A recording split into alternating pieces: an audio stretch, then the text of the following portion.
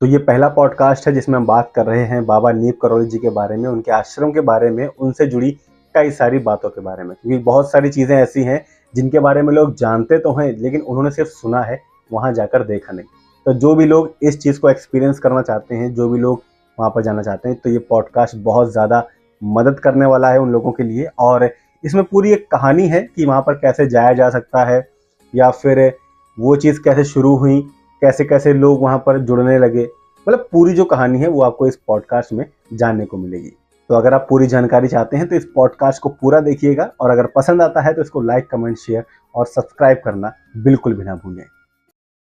Okay, so hello, हाय, good evening, नमस्कार। मेरा नाम है राघव और मेरे साथ है, मेरा नाम है विजय। जैसा कि साथ में कभी ना कभी आप लोग देख ही लेते हो। आज हम लोग हैं भैया और है हमारे साथ, इनके बारे में बताएंगे। ये कभी मतलब अपने बारे में खुद भी बताएंगे, और हम लोग तो उनसे मतलब सवाल जवाब की तो बुलाए ही। तो आपकी जानकारी के लिए बताते हैं, हम हैं आज हल्द्वानी में और हमारे साथ है हनुमान दास जी।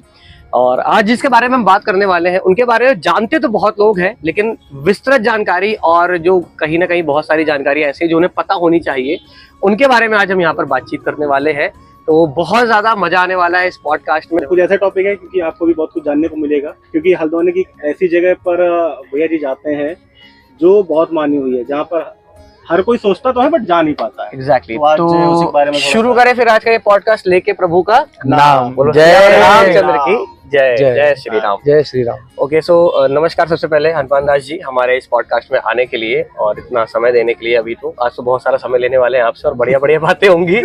तो सबसे पहले आप अपने बारे में बता दीजिए कि क्या करते हैं, कैसे क्या चीजें हैं आपकी। उसके बाद तो सबसे पहले आपके सभी दर्शकों को मेरी तरफ से जय श्री सीताराम।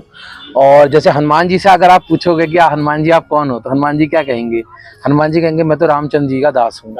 तो कहीं ना कहीं अगर मैं अपना एक परिचय देना चाहूँ तो आज मैं महसूस करता हूँ कि मैं बाबा नीप करौली महाराज और कैंची धाम आज पूरी दुनिया भर में नाम हो रहा है, तो कहीं ना कहीं मैं वहाँ का सेवक हूँ और मैं बाबा का दास हूँ और कोशिश करता हूँ कि मैं उनकी शिक्षाओं पर चल सकूँ। हमारे वहाँ राम जी को तो बहुत लोग मानते हैं, राम जी की कम लोग मानते हैं। तो मेरा प्रयास है कि मैं बाबा की बातों को लोगों तक पहुँचा। वैसे जो इन्होंने बताया ना कि हनुमान जी से अगर पूछो, तो उस हनुमान जी जो एक नाम है ना, उसमें भी एक कहानी है आप ही की है, तो वो हम पूछेंगे थोड़ी देर के बाद में। तो जैसे कि आप जाते हो, आप नीप करौली महाराज जैसे आपने बताया, तो क्या क्या कहानी है, मतलब कैसे शुरू हुआ? तो शुरुआती दौर या नाम कहाँ से? क्योंकि मेरे ख्याल से अभी 2-3 साल से जो है काफी बिल्डअप हो गया है, काफी ज्यादा लोग जाने लगे हैं। तो शुरुआत से शुरुआत करते हैं, ठीक है ना? तो मतलब मुझे आपके पॉडकास्ट पे इसलिए भी बहुत अच्छा लग रहा है क्योंकि हम लोग सोशल मीडिया पे ना कैंची धाम से जुड़ी वीडियोस बहुत देखते हैं, बाबा की फोटोज बहुत देखते हैं, लेकिन जो एक ऑथेंटिक इन्फॉर्मेशन है वो अभी लैक कर रहे हैं। मतलब कई कहानियां हैं, बहुत सारी चमत्कारों की तो बात हो रही है, लेकिन बाबा का जो मेन मैसेज है वो लोगों तक नहीं पहुंच पा रहा है। तो अगर मैं शुरुआत से बताऊं तो जो तथ्य हैं, जो गाँव के, जो बाबा के लोगों के द्वारा प्रमाणित हैं, जो लोग बताते हैं कि सन 1900 में आगरा के पास एक जगह है फिरोजाबाद। फिरोजाबाद में अकबरपुर गांव में बाबा का जन्म सन 1900 में हुआ। बाबा जी के जो पिताजी का नाम था वो था दुर्गादास शर्मा और माता जी का नाम था कौशल्या देवी शर्मा। तो बाबा जी का जब जन्म हुआ 1900 में, तो घर में खुशी आई, सब बहुत प्रसन्न रहे। लेकिन ये प्रसन्नता बहुत ज़्यादा समय तक नहीं रह पाई, क्योंकि जब बाबा जी की उम्र 8 साल हुई तो उनकी माता जी का देहांत हो गया। और एक बच्चा सबसे क्लोज होता है अपनी माँ से। तो जब बाबा जी की माता जी का देहांत हुआ तो बाबा जी के पिताजी पर सबने दबाव बना, तो तुम दूसरी शादी कर लो। तो बाबा जी के पिता जो दुर्गादास शर्मा जी थे, उन्होंने दूसरा विवाह कर लिया और बाबा जी का जो नाम रखा माता पिता ने उनके, वो रखा लक्ष्मी नारायण शर्मा। तो बाबा जी के पिताजी की दूसरी शादी हो गई और वहीं से ना बाबा जी को थोड़ा सा, मतलब उनकी माता जी बहुत अच्छी थी जो सेकंड मदर थी, लेकिन कहीं ना कहीं होता ही ना, अपनी माँ के खोने का दुख तो हर बच्चे का होता है। तो वहां से हल्की सी शुरुआत हो गई थी। तो सन 1911 में महाराज जी की शादी हुई राम बेटी से। राम बेटी की उम्र तब 8 साल थी, लेकिन 1913 में वो वहां से भाग के चले गए गुजरात। उनने घर छोड़ दिया। अब यहाँ राम बेटी अकेली रह रही है ससुराल में और महाराज जी पहुंच गए गुजरात 1913 में। घर छोड़ के 1913 में 13 साल की उम्र में गुजरात पहुंच गए। वहां पर ऐसा हुआ कि महाराज जी का जो स्वभाव था वो हमेशा से शुरुआत से सेवा भाव था। जैसे आज हम देखते हैं ना कि बहुत सारी जगहों पे हमें लगता है कि यार बहुत सेवा हो रही है, 10 चीजें हो रही है, लेकिन कुछ ना कुछ स्वार्थ जरूर जुड़ा रहता है। हुआ है। लेकिन महाराज जी ने जब वहाँ सेवा करी तो ऑलरेडी जो पहले से वहाँ उस आश्रम में लोग थे, उनको छोड़ के वहाँ के महंत जी ने महाराज जी से कहा कि आप यहाँ के मेरे बाद मुखिया बन जाना। लेकिन जो बाकी लोग थे उनको दिक्कत हो गई और महाराज जी इस चीज को भाग गए, तो महाराज जी फिर वहां से भी चले गए। वहां से महाराज जी चले गए बवनिया। अब बवनिया जगह भी है गुजरात में। वहां महाराज जी ने 4 साल तक तपस्या करी और तपस्या तालाब में खड़े होकर महाराज जी तपस्या करते थे। तो वहां से महाराज जी का नाम पहले हुआ लक्ष्मी नारायण शर्मा। वहां से वो जब राजकोट गए तो उनका नाम हो गया बाबा लक्ष्मण दास, और वहां से जब वो गए बवनिया तो उनका नाम हो गया तलैया बाबा, जो तपस्या करी तालाब में खड़े होके। तो आसपास के लोगों को पता चला कि यार कोई व्यक्ति तपस्या कर रहा है, 17 साल का बच्चा है। तो ऐसी चीजें होती थी ना कि कई लोग इंसान आके बाबा से कहते हैं बाबा मिठाई चाहिए, और बाबा तालाब में खड़े होकर तपस्या कर रहे हैं, बाबा ऐसे हवा में मिठाई उठा के यूं उछाल देते थे और मिठाई पैदा हो जा रही है। तो इससे इन चमत्कारों से कहीं ना कहीं लोगों को पता चला कि यार कुछ तो इस बच्चे में विशेष बात है। तो 4 साल वहां रहे और 1917 के आसपास बाबा वहां से वापस आ गए अपने नीप करौरी के आसपास। मतलब घर नहीं गए, नीप करौरी के आसपास आए। उसी दौरान एक बहुत फेमस इंसिडेंट हुआ, उसकी चर्चा मैं आपको आगे करूंगा। तो वहां पर जब इंसिडेंट एक इम्पोर्टेंट हुआ, वहां से बाबा का बहुत नाम हो गया। वो इंसिडेंट हुआ ट्रेन रोकने वाला इंसिडेंट। तो वो जो ट्रेन रोकने वाली घटना वहां पर, उससे चारों ओर मतलब बाबा का नाम पहुंच गया कि यार कोई तो बाबा आए हुए हैं जो जिन्होंने ट्रेन रोक दी है। अब उस समय जो बाबा के पिताजी थे दुर्गादास शर्मा जी, उनको कहीं ना कहीं पता चला कि यार एक बड़े सिद्ध संत हैं जिन्होंने ट्रेन रोक दी है, चलो उन्हीं के पास जाके पूछते हैं कि यार हमारा बेटा कहाँ चले गया। अब वो जैसे ही उनके पास पहुंचे, वो पहचान नहीं पाए क्योंकि बाबा ने जटाएं रखी हुई थी, साधु वेश में थे। बिल्कुल बदल गया। तो बाबा ने जाके अपने पिताजी के पांव छुए और तब उन्हें पता चला अरे तो मेरा बेटा है। तो उन्होंने तब कहा कि बेटा तू घर चल। अच्छा, फैमिली मेंबर जैसे बताया आपने कि इनकी माताजी एक्सपायर हो गई, ठीक है। उसके बाद में ये अपना वापस आ गए, उनके फादर ने दूसरी शादी कर ली। तो परिवार में मतलब लगभग कितने लोग थे दूसरी शादी के बाद? देखिए, दूसरी शादी के भी फिर उनके फादर के बच्चे रहे, लेकिन इनका बहुत ज्यादा परिवार से लगाव नहीं रहा। तो जब ये वापिस आए तो इनके पिताजी ने इनसे कहा कि तुम घर चलो। बाबा ने मतलब मैं ये कहना चाहूंगा ना हमारे यूथ के लिए कि यूथ आजकल मतलब बहुत ज्यादा ये सोचता है कि कहीं ना कहीं जितने भी लोग हैं कहते हैं यार या तो सन्यास ले लो या फिर आध्यात्मिक से दूर रह के सांसारिक रहो।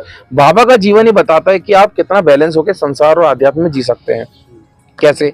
जैसे ये वापस गए तो अब्राम बेटी जिनकी मतलब शादी को लगभग 10 साल हो गए थे, 8-10 साल हो गए थे। अब उन्होंने कहा कि ठीक है, अब मुझे रोको मत, मैं समाज सेवा भी करूंगा, मैं भक्ति भी करूंगा, लेकिन मैं घर की जिम्मेदारी भी उठाऊंगा। बाबा जी के पिताजी ने कहा कि यार अगर मैं इसको रोकूंगा समाज सेवा करने से या भक्ति करने से तो फिर भाग सकता है। उन्होंने कहा ठीक है बेटा, तू घर की जिम्मेदारी भी संभालो, जो करना कर। तो बाबा ने वहां रहना शुरू करा। बाबा बीच बीच में जगह जगह जाते थे, फिर वापस लौट के आते थे। इसी प्रक्रिया में बाबा के 3 संतानें हुई। एक 1925 में हुई अनेक सिंह शर्मा, फिर एक दूसरे पुत्र हुए धर्म नारायण शर्मा, और फिर तीसरी एक बेटी हुई 1945 में गिरिजा। 3 बच्चे हुए बाबा के। और मजेदार बात है कि बाबा वहां ग्राम प्रधान भी थे अपने गांव में। अच्छा। और कई सालों तक ग्राम प्रधान रहे। और यहाँ पर मैं एक बड़ी चमत्कारी चीज बताना चाहूंगा कि जब बाबा ने ये तय करा कि मैं संसार को भी समय दूंगा और आध्यात्मिक जगत को भी दूंगा, तो उन्होंने जो तपस्याएं करी वो नीप करौरी भी जाते रहे वापस, और वहां उनने लगभग मान के चलिए 10-15 साल तपस्या करी। उनके पास ऐसी सिद्धियां आ गई थी कि वो एक ही टाइम पे नीप करौरी में होते थे और उसी टाइम पे उनका एक रूप उनका गांव अकबरपुर में होता था। और वहां पर कोई आता था कि प्रधान जी ये काम करना है, तो वहां वो साइन भी कर रहे हैं, मतलब वहां भी है, वहां के काम भी संभाल रहे हैं शरीर में ही, और वो नीप करौरी में भी हो रहे हैं। अच्छा, ये चीज तो सर्कस में देखने को मिलती है ना, जादू में कि वही। तो इस तरह से बाबा ने मतलब उनके 3 बच्चे भी हुए, उनकी भी सारी पढ़ाई लिखाई जिम्मेदारी उठाई, शादी ब्याह करवाया। इधर वो सिद्ध होकर मतलब पूरी पूजा पाठ भी कराते रहे नीप करौरी में। काफी अच्छा मतलब बैलेंस बनाते रहे। अच्छा, आपने एक इंसिडेंट का जो जिक्र किया था, वो ट्रेन रोकने वाली घटना, वो एग्जैक्टली क्या थी और उसके बारे में जरा थोड़ा सा बताएं हमें। मतलब कहीं साउथ की मूवी में देखने को मिलता है, हाथ दिखा दे ट्रेन रोक दी। हाँ, देखो मतलब मुझे ऐसा लगता है ना कि बाबा के बारे में जो सबसे लोकप्रिय घटना है वो ट्रेन रोकने वाली घटना ही। ये कहानी इस तरह की रही कि बाबा जी नीप करौरी के रास्ते होते हुए गंगा स्नान के लिए जा रहे थे। यात्रा उनकी ट्रेन में चल रही थी। तो अब हमारे समाज में ना मतलब देखिए बाबा की जीवन की हर घटना को जब आप 10 एंगल से सोचोगे ना तो आपको कई मैसेज मिलेंगे। बाहर से देखने में आपको नहीं समझ में आएगा, लेकिन देखो मैसेज हम क्या सोचते हैं, हम सोचते हैं ना अगर एक व्यक्ति है उसने अच्छे कपड़े पहने हैं तो हम समझते हैं ये बहुत अच्छा है। अगर उसने कपड़े अच्छे नहीं पहने या अच्छे यानी हमारी डेफिनेशन में अच्छे नहीं होते हैं तो हमें लगता है यार तो क्या ही है। तो जब टीटी आया एंग्लो इंडियन, उसने देखा यार कि ये तो कोई बाबा सा दिख रहा है और इसने तो यार ये धोती कुर्ता टाइप का कुछ पहना हुआ है, तो ये तो कहाँ ही फर्स्ट क्लास में बैठ पाएगा, इस पर टिकट कहाँ होगी। तो उन्हें डांट डपट के उनको उतार दिया। अब बाबा जी के पास टिकट था ऐसा लोग कहते हैं, लेकिन उनको उतार दिया। अब वो नीचे जाके एक पेड़ के पास बैठ गए। अब उनने ट्रेन चलाने की आधे घंटा कोशिश की, ट्रेन ही ना चले। फिर कुछ लोगों ने कहा कि यार ये तो संत हैं और इनको थोड़ी दूर जाना था, तुम जाने देते, तुमने इनको क्यों उतार दिया, और जब तक ये नहीं मानेंगे तब तक तुम्हारी ट्रेन नहीं चलेगी। फिर कई भक्त आए, ये लोगों ने कहा, हाँ लोगों ने उसको समझाया, जो ट्रेन में थे, टीटी वाले टीटी को समझाया। हाँ तो वो टीटी और वो लोग वो फिर बाबा जी के पास गए। तो बाबा जी से उन्होंने जब प्रार्थना की तो बाबा जी ने कहा चल, गाड़ी को कहा चल। वो खुद तो नहीं बैठे ऐसा, और कई लोग कहते हैं बैठ गए फिर चली, और जो एक व्यक्ति जिसके पूर्वजों ने देखा उसने ये बताया था, उन्होंने कहा चलो गाड़ी चलने लग गई। तो वो इंसिडेंट दुनिया भर में इतना लोकप्रिय हुआ, इतना लोकप्रिय हुआ कि आज तक वो तो इंसिडेंट जुड़ा हुआ। और उसके बाद बाबा ने नीम करौली छोड़ दिया, क्योंकि फिर सबको पता चलने लगा यार ऐसा कोई व्यक्ति यहाँ रहता है जो गाड़ी चला दे रहा है, रोक दे रहा है। तो फिर और बाबा इसको बिल्कुल पसंद नहीं करते थे। बाबा ने अपने जीवन में कोई किताब नहीं लिखी, कोई ऐसा प्रवचन का वीडियो नहीं बनवाया, कुछ नहीं करा। नॉर्मल। क्यों? क्योंकि सोचते थे ना कि यार अगर प्रचार ज्यादा हो जाएगा ना तो सुकून नहीं रहेगा और ज्यादा प्रचार नहीं करना है। तो इस चक्कर में बाबा, हाँ तो बाबा अलग अलग जाते बिल्कुल बिल्कुल बिल्कुल। जैसे बाबा 4 साल बवनिया रहे, फिर वहां से चल के नीम करौली आ गए, फिर उनने जगह छोड़ दी, वैसे जगह छोड़ते रहे। इसी घटना के बाद ही उनके जो पिताजी थे वो देखने गए थे यार ऐसा कौन सा सिद्ध संत जिसने गाड़ी रोक दी है, ये ट्रेन सर्कस जादू वगैरह दिखाते हैं, पानी से दूध बना दिया और दुनिया भर की चीजें रहती है ना, जैसा देखा भी है हम लोग, तो यार भाई ये कैसे कर दिया। ऐसे इनकी भी कहानी की सुना, पानी से घी बना दिया। बिल्कुल बिल्कुल। एक जैसे ट्रेन का इंसिडेंट है तो ऐसा सुना है। तो कैंची धाम में ना हर साल 15 जून को बाबा जी मेला लगवाते थे। उसमें लाखों सैकड़ों हजारों लोग मतलब समय के साथ साथ आते थे, वहां पर प्रसाद चखने आते थे और सबके लिए भंडारा बनता था। तो एक बार क्या हुआ कि भंडारा बन रहा था तो जो मंदिर के सेवक तो उन्होंने कहा बाबा जी अभी तो आधा ही दिन हुआ है, अभी आधा दिन बचा है, भक्त अभी और आएंगे, लेकिन घी खत्म हो गया है और अभी तो पूरा प्रसाद बनना है। तो बाबा ने कहा ठीक है काम करो, कनस्तर ले जाओ और नीचे शिप्रा नदी जो है उनसे पानी के बगल में बिल्कुल जो नीचे से बह रही है उनसे पानी भर के ले आओ। वो पानी ऊपर आया, वही नदी है जो उनकी, हाँ बिल्कुल बिल्कुल, जो वहाँ बहती है वहाँ एक ही नदी बह रही है, तो उत्तर वाहिनी शिप्रा माँ। तो वो वहां से भर के लाए पानी, और जैसे ही वो पानी ऊपर आया है और बाबा ने उसको छुआ और ढक्कन हटा तो उसके अंदर घी बन गया था। और बाबा ने ये कहा कि जब घी आएगा तो वापस शिप्रा नदी को वापस लौटा देना।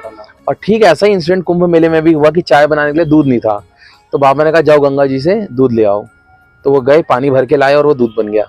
और फिर जब दूध आया तो वापस, तो मतलब जो भारत की जो यौगिक परंपरा है, सिद्ध योगी हैं, संत हैं, इनके पास ये सिद्धियां पहले से ही हैं। उन्होंने प्रकृति से ले लिया घी और पानी और वापस लौटा दिया। हमारे तो पड़ोसी चीनी ले आते, वापस नहीं करते। अच्छा, जैसे गुजरात गए, उसके बाद वापस अकबरपुर आए और अपना जब जो नीम करौली स्थान था वहां रहे, उसके बाद महाराज जी ने कैंची को ही क्यों चुना अपने फिर स्थान के लिए? बहुत अच्छा सवाल है।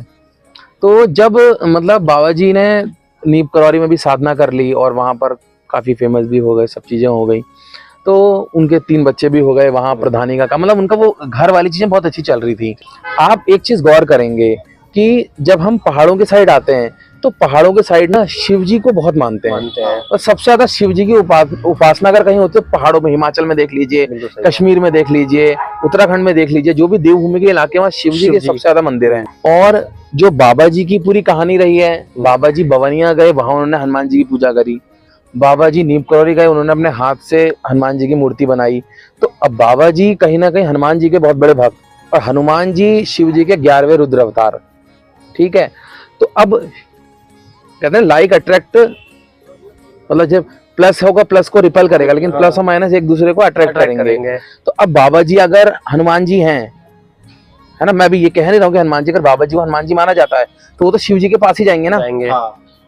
तो कहीं ना कहीं जब वो यहाँ पर आए तो उन्होंने देखा कि इस पूरे एरिया में, आप अगर उसको हल्द्वानी को मानते हैं पहाड़ की शुरुआत, तो हल्द्वानी से लेके आप पिथौरागढ़ तक मान लीजिए, हनुमान जी के कोई बहुत ज्यादा स्थान नहीं थे, कोई बहुत ज्यादा मंदिर नहीं थे। शिव जी के तो हर जगह ही थे, पहाड़ों पे उनको ही मानते थे। लेकिन हनुमान जी के बहुत ज्यादा नहीं थे। तो थे। पहाड़ी लोगों में हनुमान जी की भक्ति बढ़ाने के लिए और हनुमान जी के जो स्थल स्थापित करने के लिए एक कारण तो ये रहा कि बाबा जी ने कैंची को चुना। दूसरा कारण क्या है कि इस क्षेत्र में पहले से बहुत ज्यादा योगी रहते आए हैं।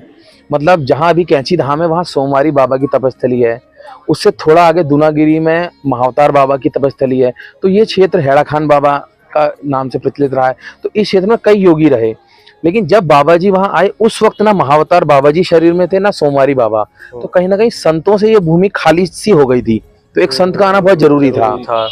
तीसरी चीज जो मुझे संयोग बना कहीं ना कहीं। और तीसरी चीज क्या है कि यहाँ पर क्योंकि लोग अभी काफी पवित्र थे, मन साफ था और उतना ज्यादा मटेरियलिज्म पहाड़ में नहीं पहुंचा था। ये जगह बहुत पूजा पाठ करने के लिए उपयोगी थी, तो इसलिए कैंची को चुना उन्होंने। अच्छा, लोग कहते हैं ना कि जैसे जैसे आप कहीं पर जाओ, किसी से मदद मांगो कुछ भी, तो लोग अगर अच्छा होगा तो लोग जुड़ना शुरू कर देते हैं। क्योंकि बहुत बड़े बड़े लोग भी आए, स्टीव जॉब्स, मार्क जुकरबर्ग, इनका जिक्र किया जाता है। विराट कोहली, उसके बाद विराट कोहली, जब विराट कोहली का उसका थोड़ा सा हाइप बन गई, लोग देखते हैं। तो अगर किसी को जुड़ना है तो कैसे जुड़ा जा सकता है? और मतलब लोग कहते हैं ना कि आज का समय ये है कि अगर कोई कहीं जाता है तो वो अपने स्वार्थ से जाता है, तो लोग कैसे जुड़ सकते हैं और मतलब इसके पीछे क्या चीज है? बहुत अच्छा सवाल आपने, सबसे काम का सवाल ये बहुत जरूरी है, क्योंकि हर कोई आ तो रहा है लेकिन हर कोई जुड़ नहीं पा रहा है, कनेक्ट नहीं कर रहा है ना। तो मतलब इसके बारे में तो जो महाराज जी ने ही कहा, या फिर जो महाराज जी के साथ 10 साल 15 साल 20 साल लोग रहे पुराने भक्त, उन सब ने जो वीडियो में या साहित्य किताबों में कहा, मैं वही आपको बता सकता हूँ। तो सभी ने सबसे सिंपल चीज क्या कही कि मतलब ये बहुत गजब की चीज कि बाबा जी के पास जितने लोग नहीं जाते थे उनसे ज्यादा भक्तों के पास बाबा जी पहुंच जाते थे। अच्छा, ऐसा कहा जाता है, बाबा अपने भक्त खुद चुनते हैं। हमारी तो ये सामर्थ्य नहीं है ना, हमारे अंदर इतना बुद्धि है, गुण है कि हम बाबा जी को चुन पाए। तो एक तो बाबा जी खुद ही चुनते हैं, पहली चीज खुद जुड़ेंगे आपसे। आप अपने जीवन में परेशान होंगे, आपका दिल अगर अच्छा है, आप परेशान है, तो बाबा जी खुद आपकी पीड़ा हरने के लिए आप तक पहुंचेंगे और आपसे कोई काम करवाएंगे। दूसरी चीज जो इससे भी बड़ी है कि बाबा जी ने अपने टाइम पर ही क्या किया कि जैसे मान लिया जाए बहुत सारे लोग थे, अब उन्होंने क्या किया कि एक तो वो अपने भक्तों के घर खुद पहुंच जाते थे और दूसरा वो खुद ही कहते थे, उन्होंने कहा तुम्हें कोई जरूरत नहीं है कैंची आने की, तुम जहां हो वहीं अगर हनुमान जी का मंदिर है तो हनुमान जी के मंदिर जाओ। ये भी मैं मतलब बताते हुए मुझे बड़ी भावुकता हो रही है कि बाबा जी मेरे नजर में इकलौते ऐसे संत रहे हैं, या बहुत कम संतों में रहे हैं, जिनको जब कोई पाँव छूने जा रहा था, पूजा करने जा रहा था, वो अपने बारे में कुछ नहीं बता रहे थे। वो कहते परेशान है जा हनुमान चालीसा पढ़। उन्होंने ये कहा ही नहीं कि मेरी पूजा कर, मुझसे क्या, मैं कुछ करने वाला हूँ। बाबा जी से जुड़ना है तो आप राम जी का नाम लेना शुरू कर दीजिए, एक माध्यम है। अगर आपको बाबा जी से जुड़ना है तो आप राम जी का नाम लेना शुरू कर दीजिए, हनुमान चालीसा पढ़िए। अगर और आपको कनेक्शन बाबा जी से अगर प्रेम करना है तो घर में छोटी सी एक बाबा जी की फोटो लगा लीजिए और वहीं से बाबा जी आप पे सारी कृपा करेंगे। आप अगर घर में रह के अच्छे से जिंदगी जी रहे हैं, बाबा जी को मानते हैं, राम जी का नाम लेते हैं, तो बस साफ हृदय, बाबा जी को छल कपट नहीं पसंद, साफ गोई पसंद है, और सबसे इम्पोर्टेंट कि आपका भाव, भावना में भावना हो तो बस बिल्कुल बिल्कुल। जैसा अभी विजय ने कहा कि मार्क जुकरबर्ग आए, स्टीव जॉब्स आए और उसके बाद कोहली जी और उसके बाद हाइप हो गई, तो ऐसा कैसे कि ये लोग आए और रातों रात इनकी किस्मत चमक जाती है? देखिए कैसे, ये भी बहुत शानदार आपने सवाल किया, क्योंकि हाँ बिल्कुल बिल्कुल। देखिए खेल क्या है ना, देखिए होता क्या है कि हम सभी अपने जीवन में परेशान है, कुछ ना कुछ परेशानियां चल रही है। किसी के घर में मतलब घर के कलेश हैं, लड़ाई झगड़ा है, किसी का ऐसा है क्या नौकरी नहीं लग रही, किसी की शादी नहीं हो रही, कुछ ना कुछ परेशानियां हैं। अब होता क्या है कि जब हम किसी दूसरे की जिंदगी देखते हैं तो हमें उसका प्रेजेंट फेस तो पता है कि ये विराट कोहली है, ये मार्क जकरबर्ग है, ये स्टीव जॉब्स है, ये मान लो अटल बिहारी वाजपेयी जी हैं, लेकिन उनका संघर्ष नहीं दिख रहा होता है। तो आप देखिए ना कि अगर मार्क जकरबर्ग की किस्मत चमकी तो वो कितना नॉलेजेबल आदमी था, उसने कितनी रिसर्च करी होगी, कितना उसके अंदर पैशन होगा। उसकी फेसबुक कंपनी ऑलरेडी शुरू हो चुकी थी और बेचना चाह रहा था, उसके बाद आया है। स्टीव जॉब्स का भी यही था कि उसकी कंपनी शुरू हो रही थी और उसको नॉलेज थी, इंटरेस्ट था।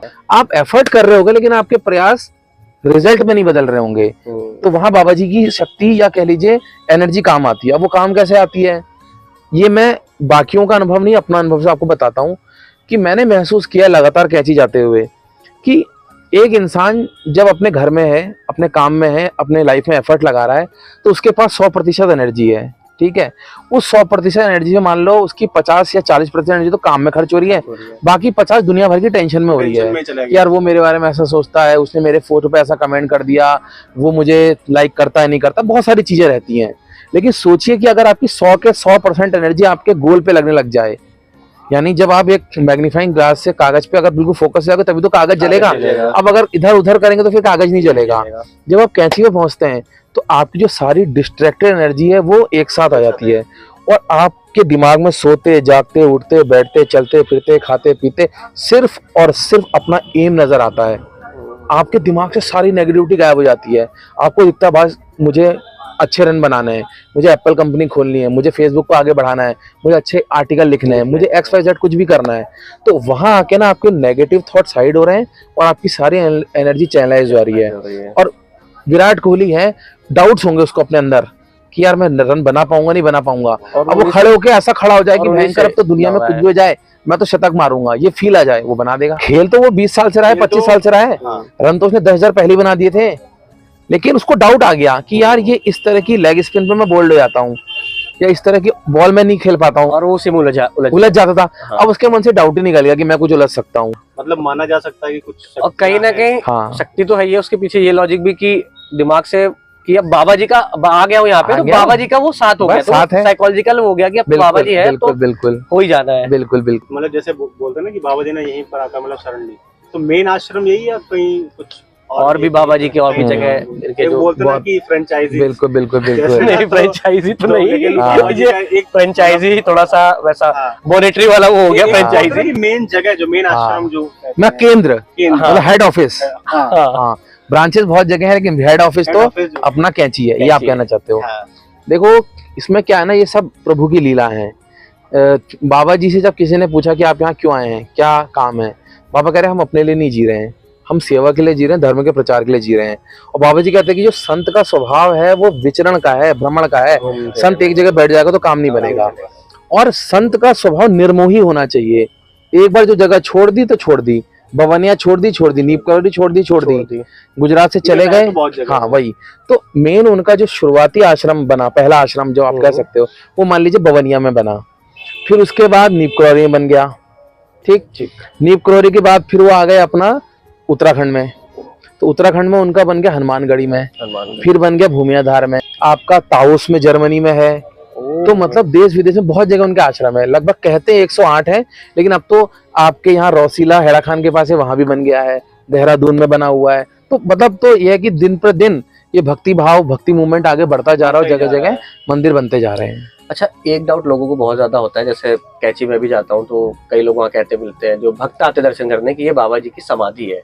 तो इस बात में कितनी सच्चाई है, और बाबा जी ने फिर या जो रियलिटी इसके पीछे की कि समाधि कब और कहाँ ली, ये जरा हमारे जो दर्शक है उनको प्लीज आप। ये पॉडकास्ट इसलिए भी इम्पोर्टेंट है, कई रियलिटी लोग तक पहुंचे हैं, क्योंकि भ्रम वाली बातें बहुत ज्यादा फैली है और वो जानते जो सुनते हैं। बिल्कुल। कहानी ऐसी है कि बाबा जी ने 1973 में 11 सितंबर को बाबा जी चले गए थे कैंची से वृंदावन। अब बाबा जी कैंची से वृंदावन क्यों गए, ये भी बहुत अच्छी स्टोरी है। बाबा जी को ऐसा महसूस हो गया कि यार ये जगह हो रही है फेमस, यहाँ बहुत ज्यादा पैसे वाले, उद्योगपति, पॉलिटिक्स वाले, ये सारे लोग आ रहे हैं, और उनके आने से ना भजन और कीर्तन और वो वाला भाव नहीं रह जा रहा है, कहीं ना कहीं डिस्टर्बेंस ज्यादा हो जा रहा है। तो बाबा जी ने कहा कि अब इस जगह को छोड़ना पड़ेगा, ये शरीर ही छोड़ना पड़ेगा। और उन्होंने किसी से कहा, अपने भक्त से, कि कैंची में बहुत अब डिस्टर्बेंस है, अब अमरकंटक जाएंगे, नर्मदा के तट पर भजन करेंगे। ठीक है। तो कहीं ना कहीं भीड़ भाड़ बाबा को पसंद नहीं है, भीड़ भाड़ छोड़ के बाबा गए, और जाते हुए बाबा जी ने सब जगह मत्था टेका। आप लोग गए होंगे कैंची तो आपने देखा होगा कि वहाँ हनुमान जी की, विंध्यवासिनी माँ की, सबकी मूर्तियां हैं, वहां सब जगह हाथ टेका, और बाबा जी ने बोला कि आज मैं सेंट्रल जेल से रिहा हुआ। तो बाबा जी ने, क्योंकि इतनी भीड़ भड़का उनको पसंद नहीं थी, तो वो छोड़ के वहां से चले गए, और 11 सितंबर 1973 को उन्होंने शरीर जो छोड़ा है वो वृंदावन में छोड़ा है, और वृंदावन में ही उनका समाधि स्थल है, जहाँ पे सबसे ज्यादा टाइम दिया, जहाँ सबसे ज्यादा सेवा करी है। हाँ। तो वो उनकी मेन जगह है, उसी नाम से, इसलिए आज वो प्रसिद्ध भी है। लगभग 10-11 साल तो कैंची रहे, तो इसलिए कैंची तो इम्पोर्टेंट है, लेकिन समाधि स्थल वृंदावन में है। जैसे हम लोग नहीं कहते कि ये मेरा पक्का दोस्त है या ये मेरा पक्का, ये तो भक्त भी होते हैं। तो बाबा जी के कौन कौन से भक्त जो मतलब एक होता है ना, एक से एक बढ़कर एक होता है? बाबा जी की नजर में तो सब एक हैं, ये तो हमारी मानवीय बुद्धि ऐसा कहती है कि यार ये स्पेशल है, तो इस पे कृपा ज्यादा हो गई, इनकी सुन ली। लेकिन भगवान की नजर में तो सारे बच्चे हैं, सब एक ही हैं, है ना। तो बाबा जी के अगर भक्तों की श्रृंखला हम शुरू करें तो भारत के पहले राष्ट्रपति राजेंद्र प्रसाद, इंदिरा गांधी, अटल बिहारी वाजपेयी, वीवी गिरी, चौधरी चरण Singh, mark Zuckerberg, Steve jobs, Virat Kohli, सारे लेजेंड्स, सारे जो लेजेंड्स हैं, ठीक है ना, लाल बहादुर शास्त्री, उनका परिवार, तो ये जो सारे लोग हैं, ये ऐसे लोग हैं जो कहीं ना कहीं आपके पॉलिटिशियंस और उसके फील्ड के, बाकी बिरला, ठीक है, तो बिरला ने तो वो जो दिल्ली का मंदिर है उन्हीं के, और जो कैंची का जो मंदिर है उसमें भी उन्होंने मतलब धनराशि से सपोर्ट किया। तो ये जितने भी इंडस्ट्रियलिस्ट हैं और पैसे वाले लोग हैं और पॉलिटिशियन हैं, ये सारे के सारे महाराज जी से जुड़े काफी रहे। लोग ना इस जगह को वो सोशल मीडिया पे सुना है, Steve jobs, mark Zuckerberg, Virat Kohli, ये तीन नाम सामने आते हैं। सोशल मीडिया पे देखो तो वो तीन नाम आते हैं, वो तीन नाम दिखते हैं, वो तीन नाम से लोग जानते हैं कि कोई कैंची धाम या नीम करौली आश्रम है। जी, करेक्ट। तो एक सवाल मेरा यहाँ पे कि जैसे लोग कैची धाम आते हैं, उनकी बड़ी शिकायत रहती है कि अंदर फोटो नहीं लेने दी जाती, कि जो है सेल्फिया लें और थोड़ा सा रंगबाजी मेंटेन कर लें, मतलब जा रहे शो ऑफ करने। हाँ, तो अंदर की फोटो मतलब बाहर आप मंदिर प्रांगण के बाहर तो खींच सकते हैं, अंदर की नहीं लेने दी जाती, बिल्कुल मना है। वो ये रीजन इसका क्या है? बिल्कुल भी बहुत अच्छा सवाल किया आपने। तो मैं ना इसको दो भागों में बांटता हूँ कि मतलब कि वो दो बड़े क्या कारण हैं कि जो बाबा ने अपने टाइम पर ही, बाबा ने मना नहीं किया लेकिन बाबा पसंद नहीं करते थे। अब देखिए आज बाबा की फोटोज हमें दिखती हैं, वो कैसे दिख रही हैं, यानी बाबा की खुद भी तो फोटोज खींची गई हैं, लोगों के साथ भी हमें फोटो नजर आती है बाबा की। तो ऐसा नहीं कि बाबा ने प्रोहिबिटेड कर दिया था, वरना तो बाबा की फोटो भी नहीं दिखती, बाबा के भक्तों की भी दिखती है, लेकिन बाबा पसंद नहीं करते थे। अब उसके क्या कारण है मैं वो बताना चाहूंगा। देखिए पहला कारण क्या है फोटो ना खींचने या खिंचवाने का, कि एक आदमी दिन रात अपने घर में रह रहा है, घर की जिम्मेदारियां निभा रहा है, नौकरी चाकरी कर रहा है, अपना जीवन निर्वाह कर रहा है, और फिर वो अगर इतनी यात्रा करके कैंची जा रहा है तो वहां क्या करने जा रहा है? भगवान की प्राप्ति करने जा रहा है, भगवान से संबंध स्थापित करने जा रहा है, मानसिक सुकून के लिए जा रहा है। और वहां भी अगर वो फोन निकाल के घूमेगा तो क्या वो कनेक्शन 100% बन पाएगा? नहीं बन पाएगा। प्राइवेसी। तो सबसे पहली बात तो है कि फोटो वोटो के अगर चक्कर में पड़ोगे तो एक तो वो संबंध जो भगवान से या गुरु से या उस जगह से स्थापित करना चाहते हो वो नहीं बन पाएगा। फोन में ध्यान रहेगा कि फोटो फोन, बाबा पे नहीं ध्यान।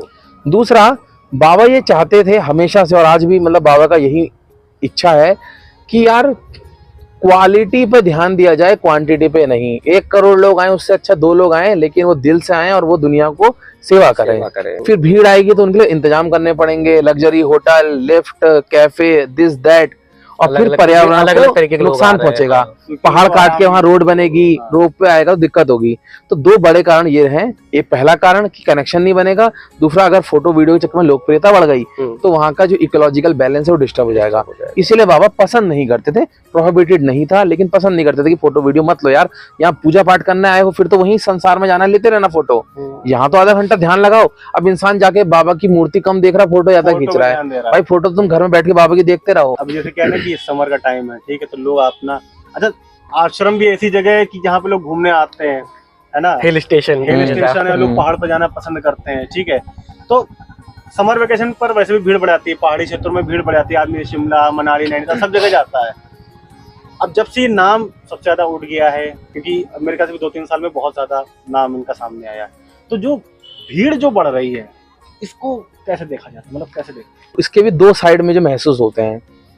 पहला साइड क्या है कि देखिए आपके पेट में बहुत जोर से दर्द है, आपने देश भर के सब डॉक्टरों को दिखा लिया और कहीं से पता चला कि यार वहां पर पेट दर्द का इलाज होता है, वहां सारे शरीर का इलाज होता है, तो आप परेशान में तो आप जाएंगे नहीं जाएंगे। तो अगर मैं भक्तों के पॉइंट ऑफ व्यू से देखूं तो यार बहुत सारे लिटरली ऐसे भक्त हैं जिन पे 50 लाख का कर्जा है, जिनके 20-20 साल शादी के हो गए, बच्चा नहीं हो रहा, जिनकी शादियां नहीं हो रही, जिनके घर में 10 तरह के दोष हैं, भूत प्रेत की दिक्कतें, बहुत सारी दिक्कतें हैं, तो यार वो परेशान हैं।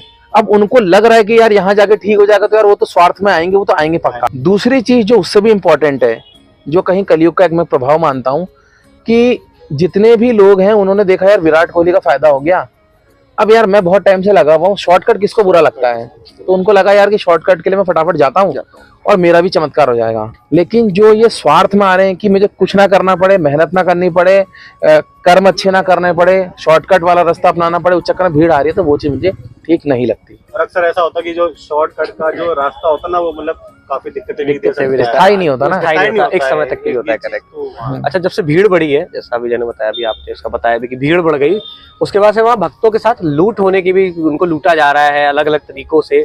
स्टैंड के नाम पर महंगे होटल के रूम महंगे हो गए हैं, और जो वहाँ पे सुविधाएं बढ़ी हैं वो भी बहुत महंगे रेटों पर, और चाहे वो प्रसाद का भी सामान हो। तो ये क्या वाकई में हो रहा है ऐसा, और इसके बारे में क्या कहेंगे अगर ऐसा है तो? देखिए राघव भाई, भारत का एक ऐसा मंदिर बता दीजिए, आप केदारनाथ चले जाइए, आप कहीं चले जाइए, भक्त की हमेशा ही शिकायत होगी कि यार प्रसाद महंगा है, यार वीआईपी दर्शन के लिए 2000 रुपए देने पड़ रहे हैं, यार हर आदमी को अंदर नहीं जाने दिया जाता, यार लाइन बहुत लंबी है, यार टिकट बहुत ज्यादा है, यार होटल का रूम बहुत ज्यादा है। 10 शिकायतें हैं। तो यहाँ कुछ नया नहीं है। जैसे 10 जगह 10 मंदिरों में और बहुत सारी और जगहों पर भी इस तरह का सुनने में आता है कि प्रसाद महंगा है, फूल महंगा है, रूम महंगा है, टैक्सी सर्विस महंगी है, तो वो तो दिक्कतें हैं, उसको कोई नकार नहीं सकता। लेकिन मैं यहाँ एक बहुत इंपॉर्टेंट बात आपसे ये कहूंगा कि आप हो जैसे विजय भाई, आप लूटने को तैयार हो गए तभी तो कोई लूट पाएगा। हाँ, मतलब मेरी रजामंदी अगर नहीं है तो, अगर आप लूटने को तैयार नहीं है तो कोई माई का लाल आपको नहीं लूट सकता। उदाहरण के लिए मैं कैंची जाता हूँ, मेरे को पता है यार बाबा तो मेरे हैं, और बाबा से तो मेरा संबंध घर से बना हुआ है, अच्छे कर्मों से बना हुआ है, दिल के साफ होने से बना हुआ है। तो मैं कभी कोई कंबल नहीं चढ़ाता, मैं कभी कोई धोती नहीं चढ़ाता, मैं कभी कोई प्रसाद नहीं चढ़ाता, मैं कभी कोई धागा नहीं चढ़ाता, मैं कभी कोई माला नहीं चढ़ाता। तो होते रहे 5 लाख रेट, मुझे क्या करना, मुझे तो खरीदना ही नहीं है, मुझे कैसे लूटोगे? पहली चीज लूटना इन द सेंस मतलब वो ना कि 100 रुपए खुद ही वीआईपी दर्शन करवाने के लिए। तो हमारे अंदर खुद ये है कि बाबा किस काम से रीझेंगे, कंबल चढ़ा के रीझेंगे, तो हम 10,000 कंबल चढ़ाएंगे। अगर हमें यकीन हो गया यार हम बाबा के पास गए, हम रो दिए यार 5 मिनट फक के, और बाबा हमारी बात सुन लेंगे, तो फिर कौन लूट पाएगा हमको? क्योंकि हमें लग रहा है कि बाबा प्रसाद से, कंबल से, धोती से, माला से, धागे से पट रहे हैं, रजा हो रही है उनकी, तो हम वो चीज खरीद रहे हैं। और ये चीज दुकानदार को समझ में आ गया है कि यार ये बंदा को तो लगता है ऐसा है, तो इसको भाई लूटो क्योंकि ये देगा। साइकोलॉजी जो है, तो सारा खेल ये कि जो लूटना चाहेगा उसे लूट पाओगे, जो नहीं लूटना चाहेगा नहीं लूट पाओगे। तो अगर बाबा के पास जा रहे हो तो घर से थोड़ी सी मतलब कोई चना बना लो, कोई हलवा बना लो, खीर बना लो, बस बहुत है। ये ह्यूमन साइकोलॉजी है। इंसान को भी लगता है कि यार ऐसा कैसे हो सकता है, बिना प्रसाद चढ़ाए कैसे कृपा हो जाएगी, खाली ऐसी जाके कैसे हो जाएगी। तो वो भी बेचारा इतना सब कुछ लेके जाता है कि यार मैं 100 रुपए किलो और 500 रुपए किलो वाले 500 किलो वाले लड्डू ले जाऊं यार, थोड़ा वीआईपी और थोड़ा, ताकि ज्यादा असर होगा, ज्यादा कृपा होगा। तो वो कोई देखेगा तो लगेगा हम महंगा। वही एक चीज और जैसे कहते हैं ना कि आजकल जो पढ़ा है, जो पढ़ा लिखा है, जिसके पास डिग्री है, वो पूछा जाता है बाबा के पास क्या था, मतलब बाबा की जो शिक्षा है, एजुकेशन, वो क्या थी। ये आपने बहुत ही प्यारा सवाल पूछा। देखिए बाबा कभी भी खास आदमी के नहीं थे। बाबा के वहाँ प्रधानमंत्री आएगा, बाबा के वहाँ चीफ सेक्रेटरी आएगा, बाबा के यहाँ डीएम आएगा, कमिश्नर आएगा, बाबा को इंटरेस्ट नहीं ज्यादा। बाबा कहेंगे कि अगर नॉर्मल भक्त की तरह रहेगा, लाम लश्कर लेके आएगा, भगा दूंगा, आम आदमी की तरह रहेगा तो ठीक है। बाबा को मेन मतलब था किसान से, मजदूर से, नॉर्मल नौकरी करने वाले से, नॉर्मल आदमी औरत से। खास आदमी तो बाहर रख देंगे। वो कई बार कहते थे जा बोल देना नहीं है बाबा, गेट ही नहीं खुलता था, जो कैंची का गेट हो बंद करवा देते थे कि ये मुझे अपना शोहरत दिखाने आ रहा है, 10 लाम लश्कर लेके, बॉडीगार्ड लेके, कमांडो लेके आ रहा है तो बाकी लोगों की तरह सिंपल आओ। दूसरा, बाबा के यहाँ कोई भेदभाव नहीं, बाबा के खास से खास भक्त में मुसलमान भी शामिल हैं। तीसरा, बाबा क्या कह रहे हैं, बाबा 4 बातें मुख्य तौर पे कह रहे हैं। पहले तो कह रहे हैं सबसे प्रेम करो, सबसे प्रेम करो में सब आ गए, हिंदू, मुस्लिम, सिख, ईसाई, सवर्ण, दलित, अपना सब मतलब सब, किन्नर से लेके आदमी औरत, सब से प्यार करो, सबको भोजन कराओ, सबको, उसमें भी जात धर्म देख के नहीं। तीसरा, रिमेम्बर गॉड, हमेशा भगवान का नाम राम राम लेते रहो। बहुत पूजा पाठ, व्रत, त्योहार, कुंडलिनी, जागरण, ध्यान नहीं, पूजा पाठ अपनी जगह, राम राम ले लो, काफी है। अच्छा, अभी जैसे कैंची धाम बहुत फेमस हो गया है, बहुत भीड़ आ रही है, इन सारी बातें हमने भी बात करी, उसकी वजह से जो पहाड़ों पर वहीं कैंची धाम के पास होटल, होम स्टे और तमाम सारी चीजें जो बन रही हैं, वो कितनी खतरनाक है आगे के लिए और पहाड़ के लिए और उस जगह के लिए। तो बाबा और भगवान को पैसे की जरूरत नहीं है, लेकिन जहाँ आश्रम है उसके आसपास लोग हैं, उनकी जमीन है, उनकी दुकानें हैं, तो वो तो क्या चाहेंगे भाई, पैसा। उनको 2 रुपए का मतलब नहीं है कि वहां पर भक्त किस भाव से आ रहा है, परेशान है क्या नहीं है। वो तो कहेंगे भाई 150 रुपए में मुझे पर्ची चाहिए, तब तेरे को मैं करने दूंगा पार्किंग। धोती 500 की है, मैं तेरे को 450 कर दूंगा, पैसा नहीं है तो भाई रहने दे। मौका है उनके लिए, ये एकदम आपदा में अवसर तलाशेंगे। है, हाँ। ठीक है ना। लोग दावा कर रहे हैं कि यहाँ से आपको सीधे कैंची धाम के बाबा दिखेंगे, यहाँ प्लॉट ले लीजिए, खिड़की खोल दिया, खिड़की खोल दी और ये रूम का यहाँ पर रूम होगा आपका, तो बहुत ही जीवन बदल जाएगा, ये इतना स्क्वायर फीट होगी, इतनी नाली जमीन होगी। तो धंधा तो खूब चल रहा है, वो में कोई दिक्कत नहीं। तो वो जो पहाड़ी है कैंची की, या जो पूरा है जोशीमठ और पूरा केदारनाथ, वो बहुत सेंसिटिव है। तो केदारनाथ में और जोशीमठ में जब वहां पर ज्यादा कंस्ट्रक्शन हो तो क्या हुआ, दरारें आ गई, जैसा कि कुछ टाइम पहले अभी तो देखिए बाबा की कृपा फुल है, लेकिन प्रकृति के साथ छेड़छाड़ करोगे तो फिर बाबा दंड भी देंगे। अभी जो कोरोना में लोग इतने मरे, क्यों मरे? प्रकृति से छेड़छाड़ आदमी कर रहा है, प्रकृति को हम जो देंगे उसका मिलेगा जरूर। दूसरा, ये तो बौद्धिक रूप से भी गलत है कि यार आप एक बात बताओ, आप तपस्या करने जाओगे तो क्या डीजे और हेडफोन और बिल्कुल होम थिएटर लेके जाओगे? नहीं। तो आप वहाँ क्या करने जा रहे हैं? वहाँ आप बाबा से मिलने जा रहे हैं, सुख शांति के लिए जा रहे हैं, मानसिक सुकून के लिए जा रहे हैं, और वहाँ जाके भी आप लग्जरी रूम ढूंढ रहे हैं। आप सोचा इसमें गीजर वाला गर्म पानी आ जाए, इसमें ऐसा आ जाए, यहाँ पर मुझे व्हाइट सॉस पास्ता मिल जाए, ये सारी अगर सुविधाएं खोजेंगे तो फिर आप लुटेंगे भी और वहाँ इकोलॉजिकल बैलेंस भी खराब होगा, तो खतरनाक तो है ही। चलिए, ये मेरा बहुत बढ़िया बात बताई आपने। ये अंतिम सवाल है इस पूरे सेशन का। इसके बाद मेरा एक सवाल और है। अच्छा, और है तुम्हारा? हाँ, ठीक है, वो भी पूछ लेना। जैसे कोई भक्त है, वो आना चाहता है और अभी तक आया नहीं है, और कई बार क्या होता है कि पता ही नहीं ना उसको रास्ता कैसे आना है, यहाँ कैंची धाम तक कैसे पहुंचना है, तो कई बार वो लुट जाता है, ज्यादा पैसे लग जाते हैं। इजी वे क्या है और सस्ता साधन क्या है कैंची धाम तक पहुंचने का? इंसानों कुछ पता नहीं पता हो, दिल्ली जरूर पता है, भारत की राजधानी है। ठीक है, तो पहले तो आदमी बस से ट्रेन से जैसे भी दिल्ली पहुंच जाए। ठीक। फिर दिल्ली से आना है काठगोदाम। दिल्ली से काठगोदाम ट्रेनें बहुत हैं, बस भी चलती हैं। आप आ गए काठगोदाम, 5-6 घंटे में आप काठगोदाम पहुंच जाएंगे। अब काठगोदाम से 100-150 रुपए में लगातार बस सुबह से शाम तक जा रही है कैंची धाम के लिए, और शेयरिंग में टैक्सी 150-200 रुपए में लगातार आपको छोड़ रही है कैंची धाम।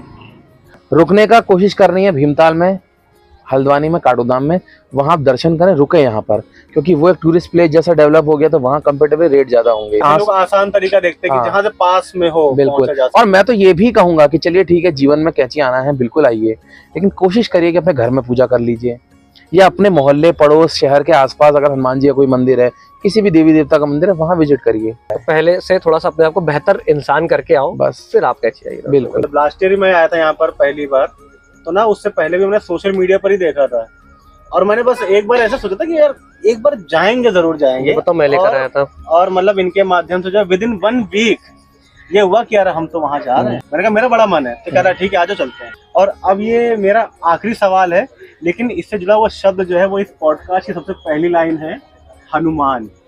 आपका नाम मनीष पांडे है, हनुमान दास कैसे पड़ा? नहीं, बीच में एक और था, बीच में इनका नाम आशिक जी भी था। आशिक भाई के नाम से मतलब ग्रुप में काफी ज्यादा फेमस है हमारे। ये नामों के पीछे हनुमान दास, ये आशिक भाई, ये क्या कहानी है? देखिए, इसका अगर सीधा हनुमान दास सीधा सीधे सीधा इसका अगर मैं जवाब बाबा से जोड़ के दूं, तो बाबा का नाम पहले था लक्ष्मी नारायण शर्मा, फिर बाबा का नाम पड़ा बाबा लक्ष्मण दास, फिर बाबा का नाम पड़ा तलैया बाबा, फिर बाबा का नाम पड़ गया नीप करोई बाबा। नाम बदलते जा रहे हैं, तो जीवन एक यात्रा है।